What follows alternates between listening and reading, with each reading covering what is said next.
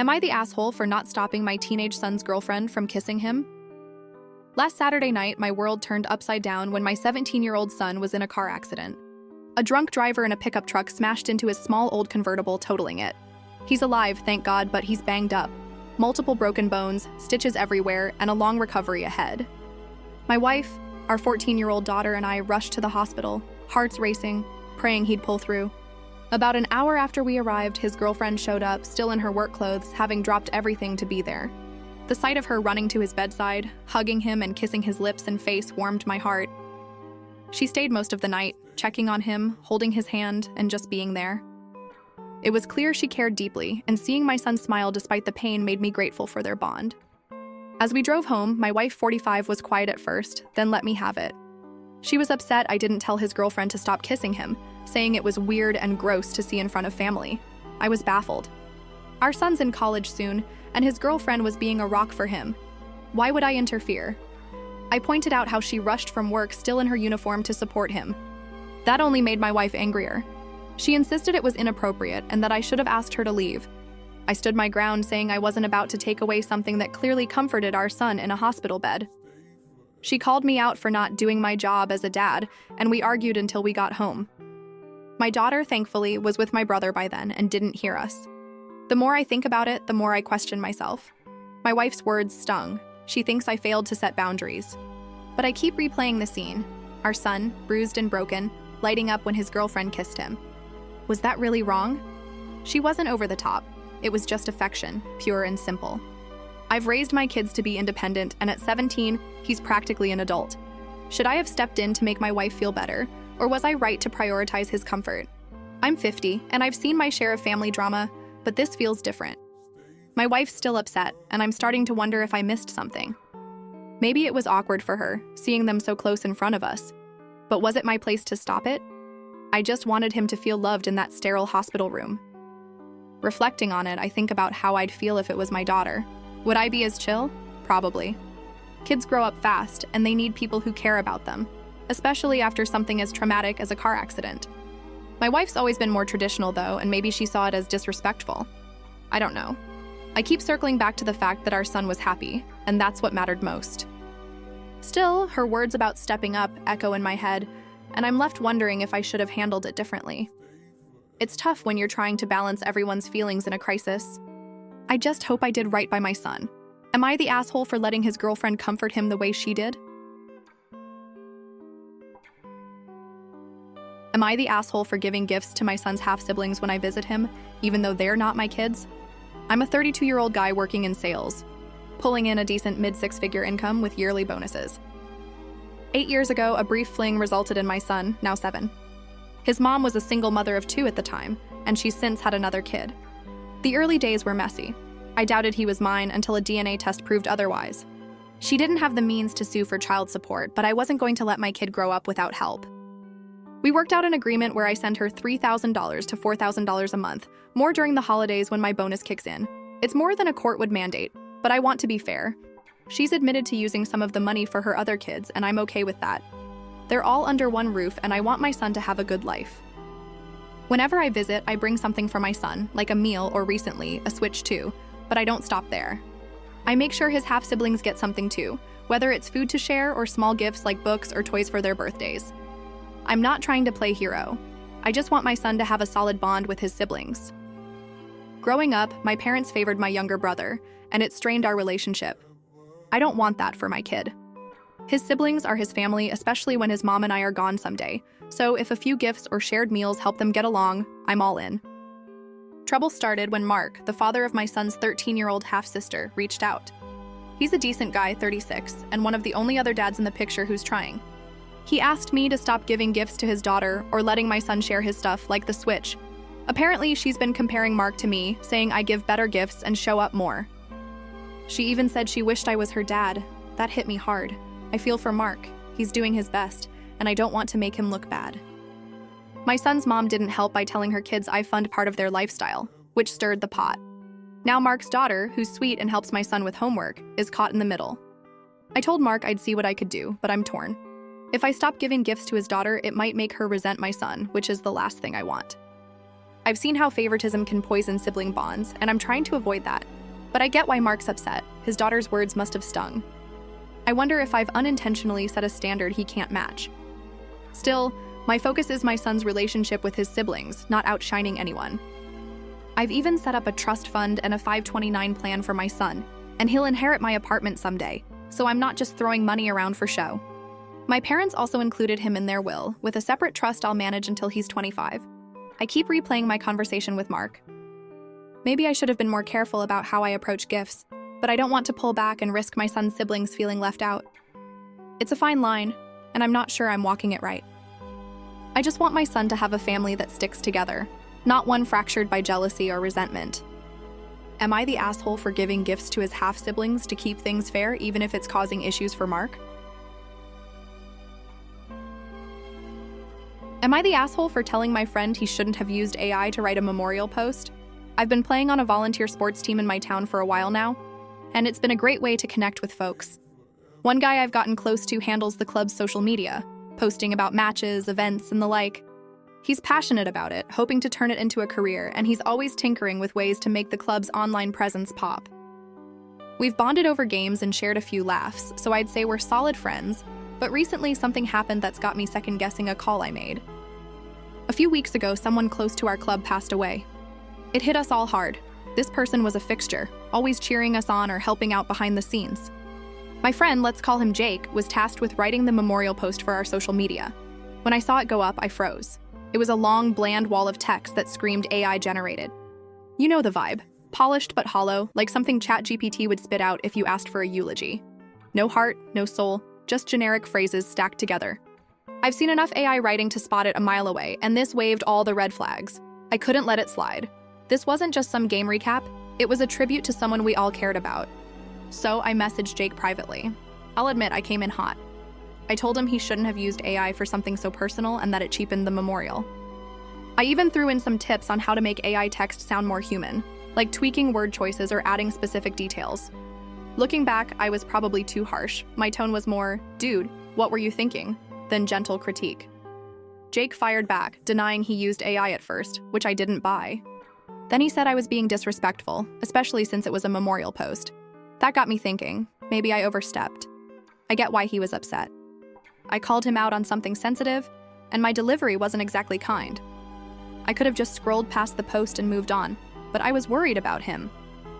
Jake's gunning for a social media career and leaning on AI for something this important could hurt him down the line. If a future employer saw that post, they might think he can't write authentically. I wasn't trying to shame him, I just wanted him to see it could backfire. Still, I keep replaying his response, how he felt I disrespected the memorial itself. That wasn't my intent, but maybe it came off that way. The club's tight-knit, and this loss hit us all differently. I wanted the post to reflect that, to capture the person's warmth and impact. Instead, it felt like a cop-out, like Jake didn't even try. But was it my place to say so? I'm not his boss or his mentor, just a teammate. I've been chewing on this for days, wondering if I should have approached it softer or not at all. Maybe he was overwhelmed and used AI as a crutch. Still, I can't shake the feeling that a memorial deserved more effort. I just hope I didn't mess up our friendship over this. Am I the asshole for calling him out on using AI for the memorial post? Am I the asshole for calling my husband a disgrace after he said my miscarriage ruined his birthday? Yesterday was one of the worst days of my life. I'm 26 and I was 8 weeks pregnant with my husband's and my second child. We were over the moon, our 2-year-old son would have a sibling, and just the day before, we saw the baby's heartbeat flickering on the ultrasound. But around noon, everything fell apart. I was playing with our son when I felt a strange pressure in my lower abdomen. Soon after, I noticed bleeding. Panic set in.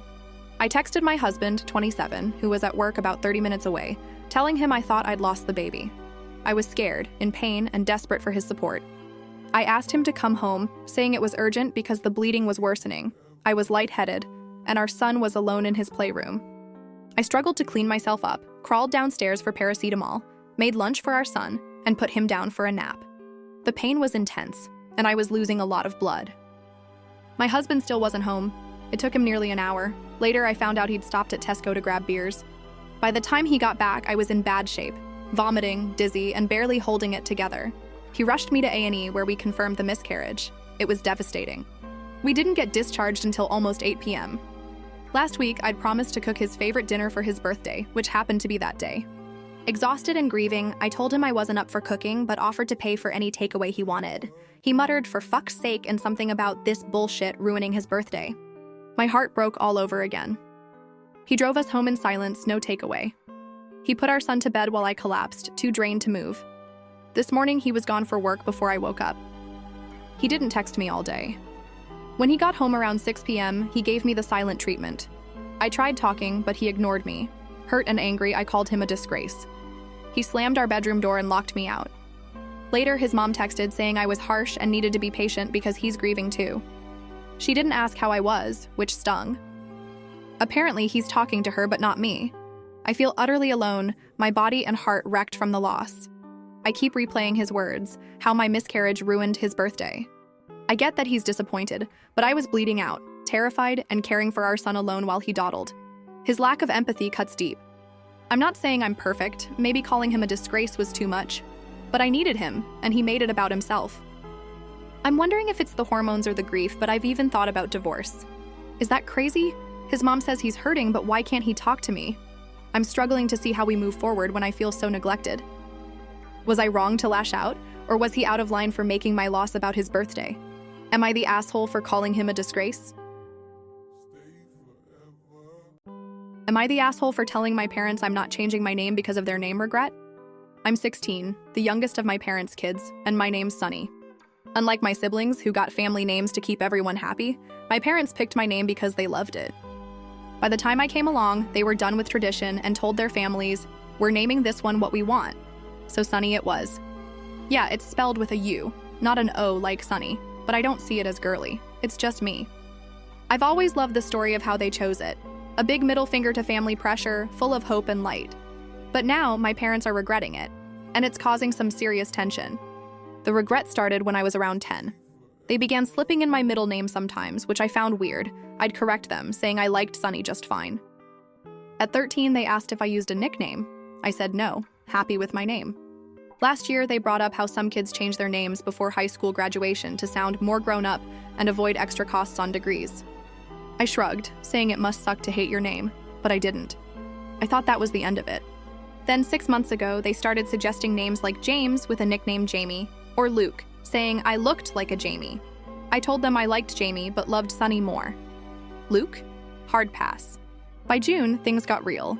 They sat me down and asked if I'd consider a legal name change. They said they felt guilty for giving me a name as a fuck you to their families, thinking it was too cute or unserious for a man. I was stunned. I told them I loved my name and the story behind it. I didn't want to change it just because they were second-guessing themselves. They pushed, saying they regretted how light it was for my future. I stood firm, saying I was glad they chose it and they shouldn't stress. But last week, they crossed a line. They showed up with legal name change paperwork and 3 name options, asking me to pick one. They said they couldn't live with the guilt and worried I wouldn't be taken seriously as an adult. I snapped. I told them I wasn't changing my name because of their regret. How I feel about my name matters more now, especially since I'm almost an adult. They argued I should consider their feelings and think about my future, whether a name like Sunny would hold me back. I get where they're coming from. They want me to have an easier path, maybe in a world where names like James or Luke blend in more. But Sunny's who I am. It's unique, like me. I've never felt it was childish or held me back. If anything, it's a conversation starter. I'm proud of it. Now I'm wondering if I was too harsh. They're clearly torn up, and maybe I should have at least pretended to consider their options. But it feels wrong to change something I love just to ease their guilt. I'm not a kid anymore. My name's mine to own. Still, I hate seeing them upset, and I don't want this to drive a wedge between us. Should I have been more open to their feelings, or am I right to stand my ground? Am I the asshole for refusing to change my name? Am I the asshole for requesting that my teacher not partner me with my deadbeat father's daughter? I'm a 16-year-old guy, and my life's been shaped by a father I've never met. He walked out on my mom when she was pregnant with me, after 5 years of marriage filled with his cheating. The divorce was a nightmare. Mom had to chase him down for child support, and he dodged it so hard he landed in jail 3 times for quitting jobs to avoid paying. He never showed up for court, custody hearings, or anything. I've never seen his face, and I don't want to. About a year ago, he moved back to town with his affair partner and their kids, including a daughter 5 months younger than me and a son a bit younger. I only know their ages because I share classes with his daughter at school. His daughter tried reaching out last year, wanting to connect. I shut it down, telling her we're not family and I'm not interested in knowing her or her mom's side. She got upset, even cried, but I held firm. I don't want ties to the guy who abandoned us or his new life. When school started this August, she was suddenly in 4 of my classes instead of 1. That felt like too much.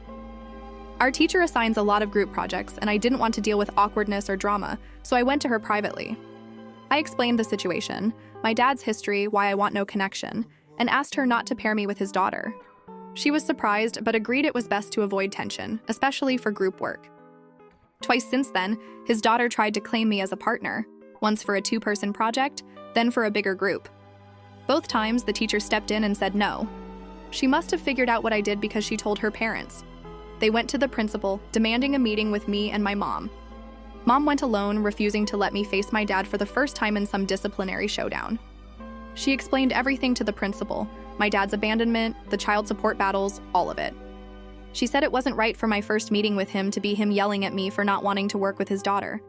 The principal didn't take their complaints seriously. They tried saying I was bullying her and pushed for suspension or forcing me into some buddy program to make it up to her.